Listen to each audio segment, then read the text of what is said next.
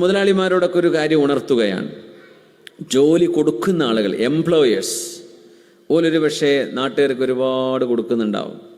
പക്ഷെ ആദ്യമായിട്ട് ഇവർ പരിഗണിക്കേണ്ടത് സ്വന്തം എംപ്ലോയീസിനെയാണ്.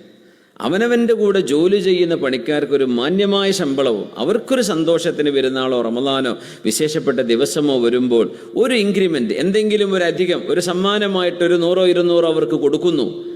അതുപോലും കൊടുക്കാതെ അവരുടെയൊക്കെ ചങ്കിന് പിടിച്ചു വെച്ചിട്ട് നാട്ടുകാർക്ക് ലക്ഷങ്ങൾ വാരി കൊടുക്കുക എന്ന് പറഞ്ഞാൽ അള്ളാഹുവിൻ്റെ മുമ്പിൽ രക്ഷപ്പെടാൻ കഴിയില്ല. കാരണം നിങ്ങൾക്ക് കിട്ടുന്ന ലക്ഷങ്ങൾ ഈ പാവങ്ങളുടെ അവരുടെ വിയർപ്പാണ്. അവരുടെ വിയർപ്പിൽ നിന്നാണ് നിങ്ങൾക്കിത് കിട്ടുന്നത്.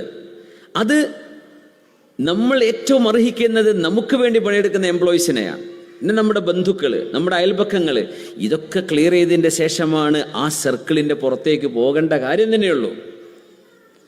എപ്പോഴും ചെയ്യേണ്ട കാര്യം അതാണ്. റമദാനൊക്കെ വരുന്നുണ്ട്. റമദാന് ചില ആളുകൾ എന്ത് ചെയ്യും, ശമ്പളം പകുതിയൊക്കെ കുറക്കും. എന്നാൽ പണിക്ക് കുറവൊന്നുണ്ടോ? പണിക്ക് കുറവൊന്നുമില്ല, ടൈമൊക്കെ അതേപോലെ തന്നെയാണ്. പക്ഷെ അതൊരു എഗ്രിമെൻ്റാണ്. നിങ്ങൾ അങ്ങനെ പരസ്പരം എഗ്രി ചെയ്ത വിഷയമാണ്, ഒരു കുഴപ്പമില്ല. അല്ലാതെ പെട്ടെന്ന് നമുക്ക് അത്ര തരാൻ പറ്റുള്ളൂ. കൊറോണക്കൊക്കെ വെറുതെ ശമ്പളം കുറച്ച് ആൾക്കാരുണ്ട്, ജോലിയുണ്ട്, നല്ല ബിസിനസ് വന്നിട്ടുണ്ട്. ബിസിനസ് ഇല്ല, തളർന്നു പോയതിനെ കുറിച്ചല്ലേ പറയണത്. അങ്ങോട്ടും ഇങ്ങോട്ടൊക്കെ മനുഷ്യന്മാർ അണ്ടർസ്റ്റാൻഡിങ് ചെയ്യണം, അല്ലേ? പക്ഷെ അല്ലാത്തതിൽ പിടിച്ചു വെക്കുക, സ്വന്തം കടപ്പാടുള്ളവരുടെ ജസാഇനെ പിടിച്ചു വെക്കുക, എന്നിട്ട് ഇപ്പുറത്ത് വാരിക്കോരി കൊടുക്കുക, എന്ത് കാര്യമുള്ളത്? ഒരു കാര്യമില്ല. അതുകൊണ്ടൊരു പ്രതിഫലം കിട്ടൂല.